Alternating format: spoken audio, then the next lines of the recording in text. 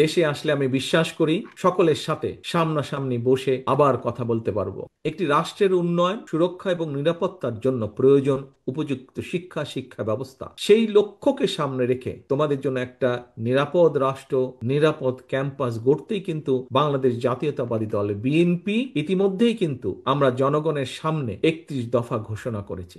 এর অংশ হিসাবেই কিন্তু দেশের প্রচলিত শিক্ষা কারিকুলামকে সময়ের সাথে তাল মিলিয়ে শিক্ষাবিদদের সমন্বয় একটা বিশেষজ্ঞ টিম আমরা তৈরি করেছি, যারা ইতিমধ্যে অনেক কাজ এগিয়ে নিয়ে গেছেন। আমি তো প্রশ্ন উত্তর মধ্যে এই কথাটা তুলে ধরেছি।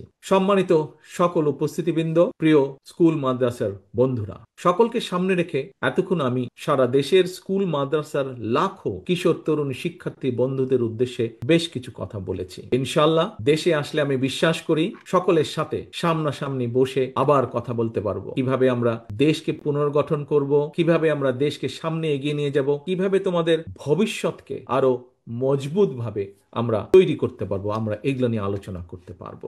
টানা তৃতীয়বার অর্জন করেছে দেশের সেরা সুপার ব্র্যান্ড স্বীকৃতি বসুন্ধরা টিস্যু।